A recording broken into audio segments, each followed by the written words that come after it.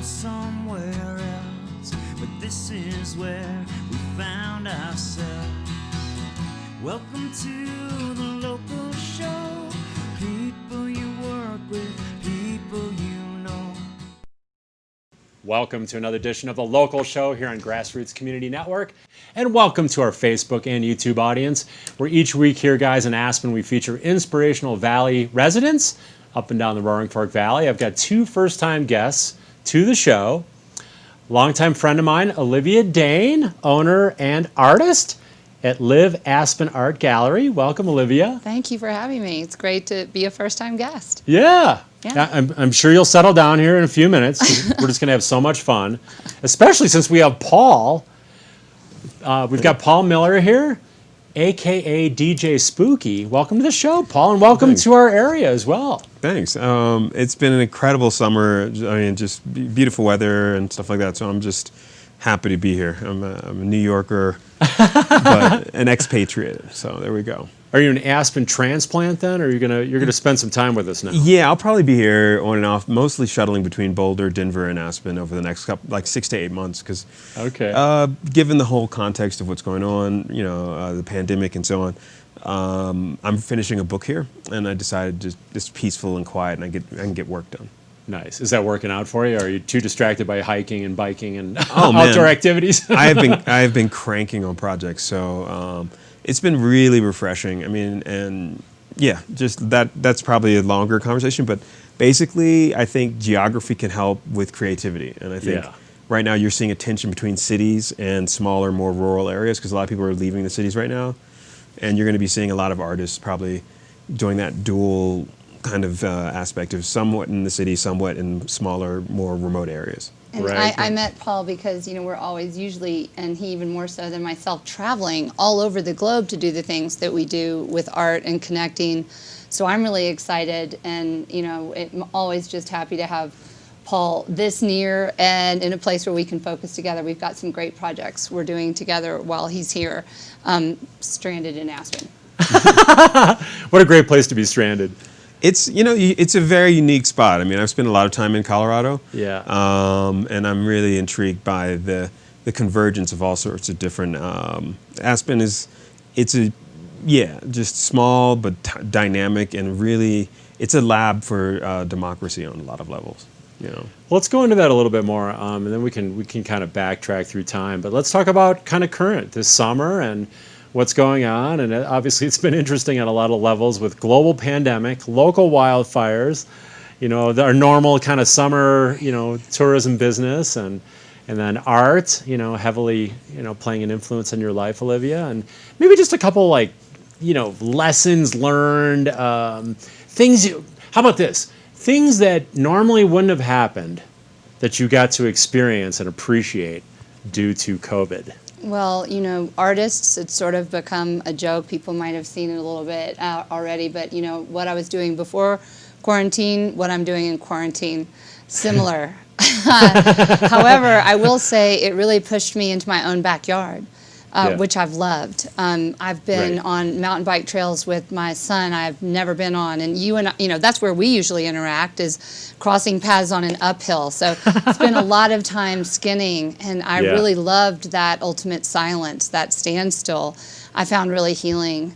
And then I started training for that great idea to do the Power of Four trail race, and so I was out really as far as I could get with my own engine versus getting in a plane and going to, for instance, Bonaire, where Paul and I looked at the Reef Renewal Program. Bonaire, I mean, as much as I loved those adventures, I really loved that inner adventure and just backyard adventure. Right. Well, it's interesting. I find that, and you might appreciate this, Paul, is as we go outward, adventure outward, we think of this kind of this outward movement, but it's an appreciation, which it is, but it's also an opportunity to go inward, right? Have you had some chance to kind of experience the kind of the outer world, but then the inward journey here in Aspen? It's been a wild summer. I mean, this is probably unique in my entire adult life. I'm a global DJ, but I also am an artist and I'm a writer. So those three are not mutually exclusive. I mean, writing and art are more solitary, like you sit at a desk, you work.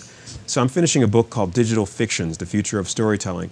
And it's about the way narrative is changing basically the entire fabric of democracy, how we think about algorithms what you see on Twitter, or the fact like Trump is like Russian malware. You know, there's a tremendous amount of innovation going on with that, so it's a hard field to keep up with.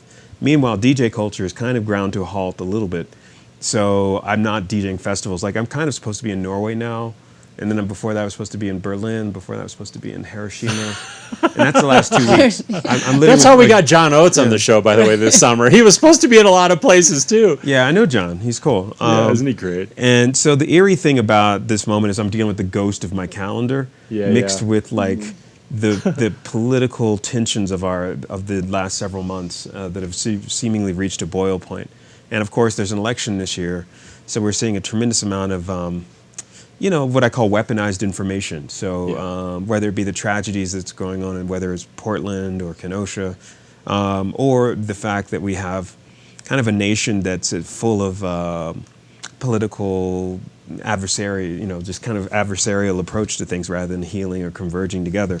Right. So the Aspen has been a bubble of peace. I've been jogging. This weekend I hiked up Mount Sopris. Last weekend I hiked up Highland Bowl Peak. And then that's my favorite winter place. Yeah, like pretty much every other couple days I'm doing a long, maybe 15-mile hike or jog. And when he was in New York before this, you would take these insanely long walks and just photograph the empty streets of New York. And some of what Paul's been able to capture on these long physical journeys, like he's a real step counter, are amazing. I love it. So I'm a runner, and I find it also gives me a sense of peace because it's a physical meditation. Some people do yoga, some people are more, like you're saying, an inward journey. And one thing I've found right now. Sorry, guys. That's why I never use one of these things. Yeah. Well. Go ahead, buddy. I'm sorry. No, I'm just saying. Right now we're in this moment where time has become elastic. Like we feel like everything is stretching. Like people are saying it's like pandemic time because everything feels more abstract and spaced out. And meanwhile, the world is rushing by with media, with all the various crises going on, fires, you name it. I mean, it's been a crazy summer. Wow, 2020. Wow. We're going to take a quick break. I want to say bubble of peace or BOP. We're going to go. We're going to come up with a new acronym there. We're going to take a little bop over to our only break of the show. We do want to thank our summer underwriters for supporting the show, including Aspen Square, CMC Aspen, Live Aspen Art, Klug Properties, White River Overland, Pitkin County Landfill, and Sundog Athletics. We'll go to a quick break, guys. It's our only one of the show. Be right back with Paul Miller, Olivia Daane. We've got artists in the house and a multimedia artist and writer, and you guys are both editors as well. So we got so much to talk about. You guys, so stick around. We'll be right back.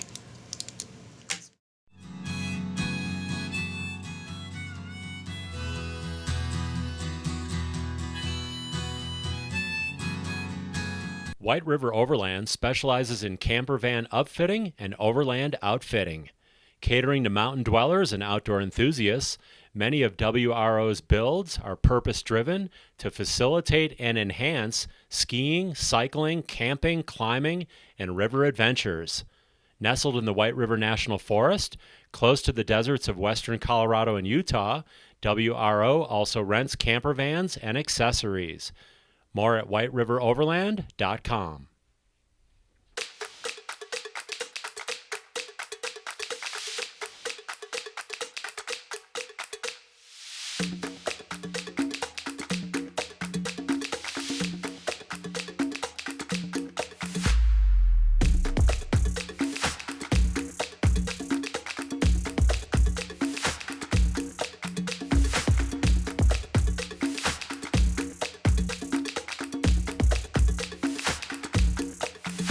CMC is preparing the people who make Aspen work.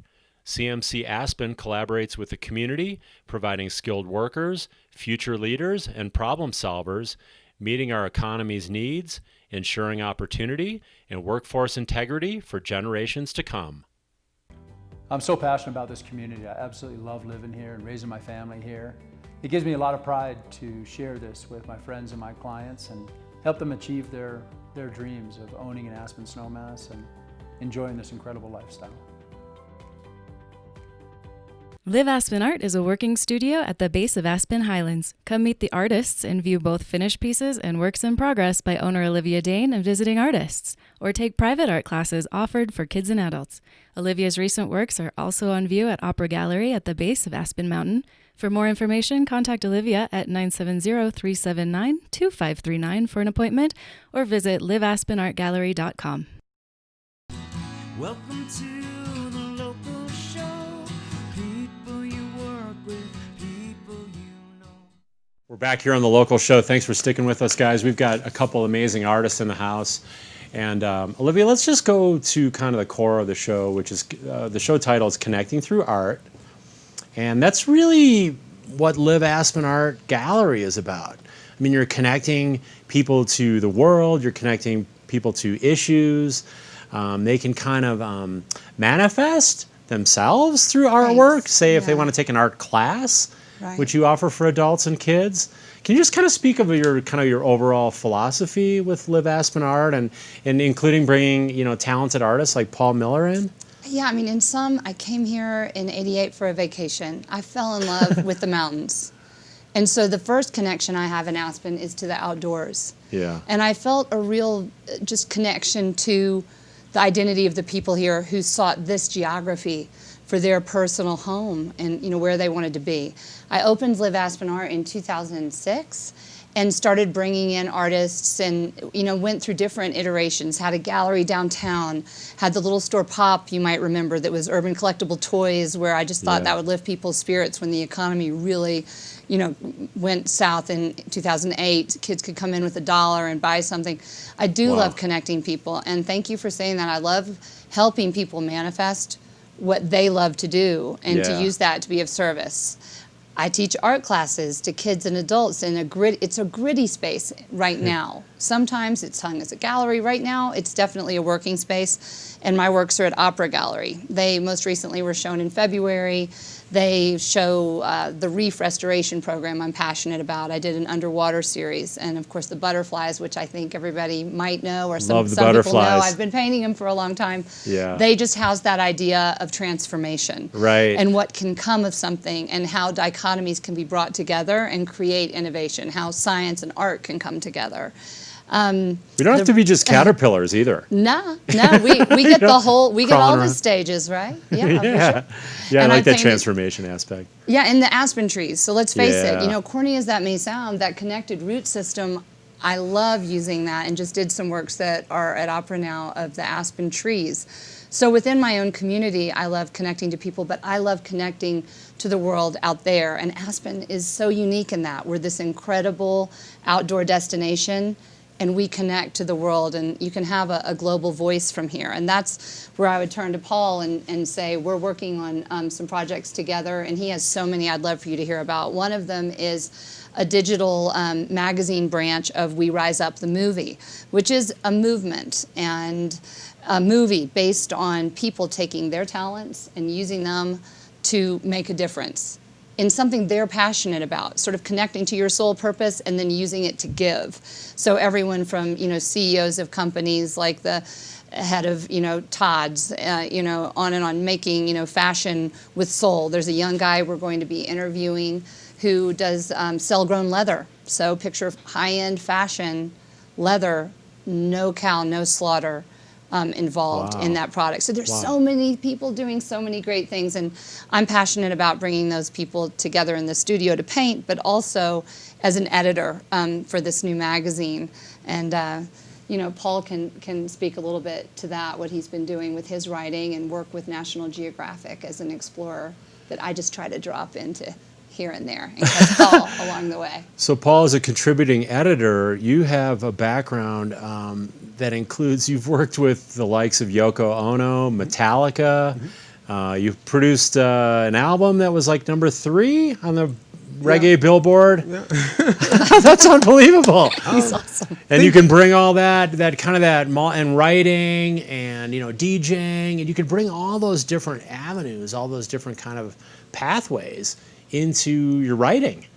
And that must just be super dynamic when you can bring that kind of a background in there and all those different flavors, that's what the beauty of Aspen. There's a long legacy of poets and artists and creatives who've come through here. whether it be Yeah. William S. Burroughs, who in his work with Hunter S. Thompson, or Allen Ginsberg. You know, so he helped found Naropa down in Boulder, but he used to come up here as well, all sorts of people. You know, so there's a literary scene here, and I've spoken at the Aspen Ideas Festival several times.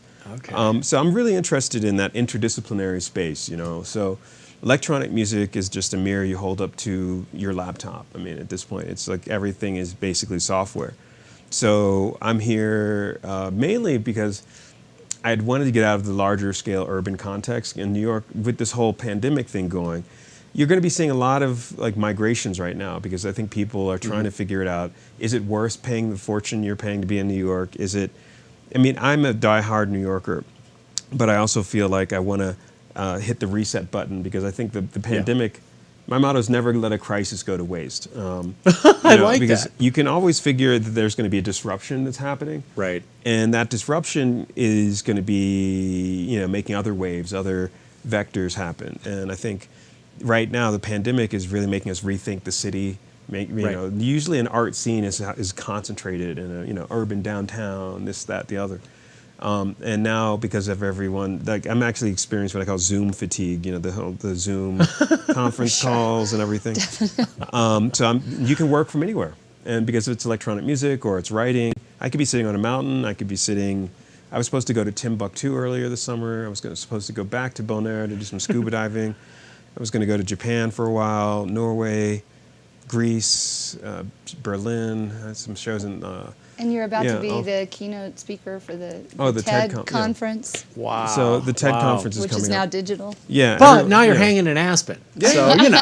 I'm living 2 blocks from here, which is even Have you wilder. heard about the fleeing from the urban areas to places like Aspen, where we just had 150 families move here in the Yeah. last month from primarily urban areas? So it's exactly what you're talking about, that kind of a manifestation. People are really re-examining their lives, you know, and obviously art is, there's opportunities, right, with this disruption, with COVID and disruption, there's also opportunity. And it's probably going to get deeper and weirder as this election cycle kicks in because I think there's a tremendous amount of uncertainty. It's hard to make plans. You never know if they're going to do another lockdown again. Personally, my only weird thing about being in Aspen so far is people are a little casual about the masks in the restaurants. Yeah. And I keep thinking like, oh man. And in New York, we had about 30,000 people die. So, I mean, it was a real heartbreak. Including your landlord. Like, Yeah, it was real crazy, up close yeah. and personal. And I think we've been feeling as locals this, I know I have, and I've talked to some like, oh my gosh, are we getting squeezed out? And I found myself going into this space of resisting this influx. And so what I'm trying to shift into is remember, as these people come into our Aspen family, because that's really what we are, how can we, by the way we be, show them what this town is about to us, the way we move in the mountains, the way we move in the trails, the way we move with respect to one another, and then remember that there are, among these people, they're all gems, they're all these souls coming here looking for their place to thrive, to raise their family, to feel safe, right? And I feel it's our responsibility to show them that, you know, we appreciate their being here. And I had really was resisting that. I mean, I was running out in the middle of nowhere, skiing out in the middle of nowhere, and I don't go into town very much right now, to be honest, or restaurants, you know, because of that. I mean, I you know, follow the science, right? I mean, a lot of us are about following the latest information, the latest science, the latest facts. We want to be safe. You know, and Aspen's always been a place about trying to be as safe as we can when we've got risk and mountains around us. We see mountain rescue going out about every other day this summer on average. Really? Because there is risk out there. So we're trying to keep it always, minimize the risk, be as safe and healthy as possible. And it's a really interesting situation with this kind of this influx now. We had a lot of visitors this summer, a lot of people moving here.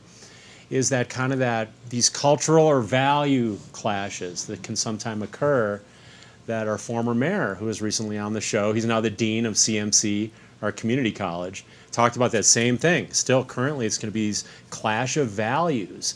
And you guys can capture that though, like also again, connecting through art, you know, some of these issues. Well, and connecting to empathy, you know, because as a species, we cannot just, you know, go into this myopia and lose our peripheral vision. And I feel like people who live in the seasons like we do have advanced peripheral empathy and vision. And, maybe that's just my idea. And I think artists definitely have the luxury of taking the time to think about this, to look for solutions within it, and to counter the fears that I see in the retraction of energy. I've heard a lot of people, voicing their concern about that. The kids that are growing up right now, the little ones especially, who are sort of, can I talk to my neighbor?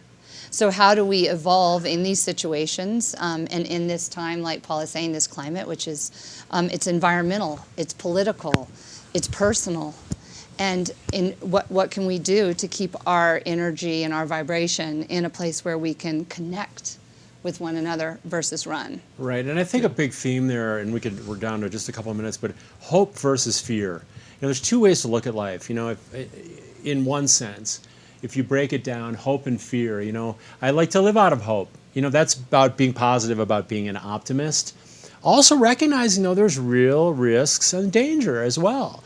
So I think, Paul, maybe you could talk a little bit about balancing those, or Sure. What do you think about hope and fear? I mean, as a very active musician and artist and writer, I mean, each of those three fields has been radically disrupted, some for the better, some for the worse. I mean, music now, every interaction, you're with a fellow human being is a source of risk. You're not really sure. And again, that uncertainty sort of hangs over every communication, physical interaction. Right. On the other hand, I've been getting a lot more writing done because I can just, I'm like, I think I'll take a rain check on most human interactions. A little more me time a lot here. Of writing time, yeah. A lot more me time right now. And then on the other hand, the way people experience physical, kind of interaction with people is really radically changed. And I'm kind of intrigued by that because it makes people more mindful of interaction. That's nice. Yeah. And like even some of the times, like I've been jogging, and I notice everyone where I go up on the trails, usually Ajax Mountain, I'll do a loop, and then go up to Little Cloud and then Shadow Mountain and come down and then go over to Smuggler Mountain.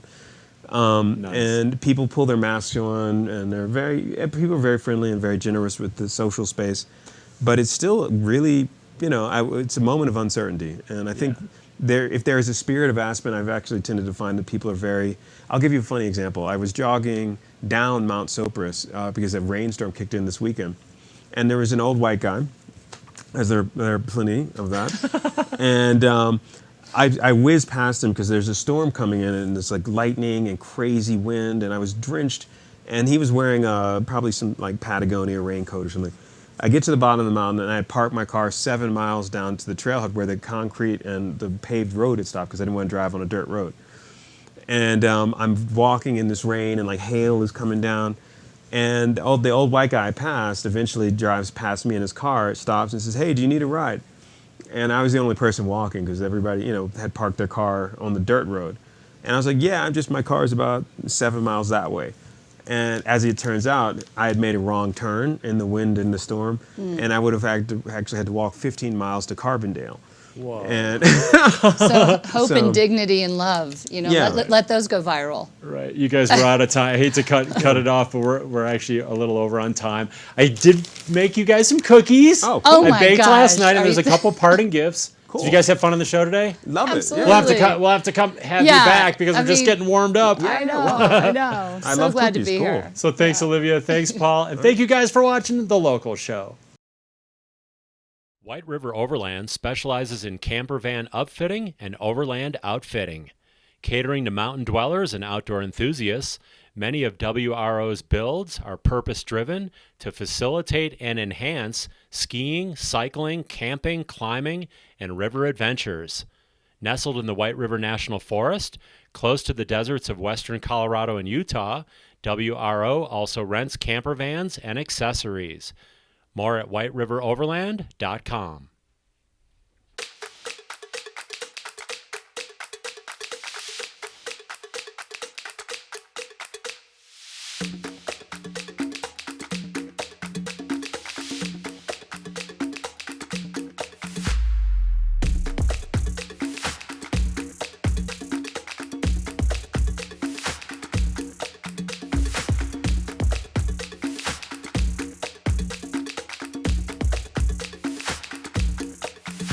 Celebrating another great summer season by offering up to 25% off their nightly rates. Aspen Square Hotel is the hospitality place, featuring fireplace studio suites and larger condominiums with full hotel-style services in the center of downtown Aspen.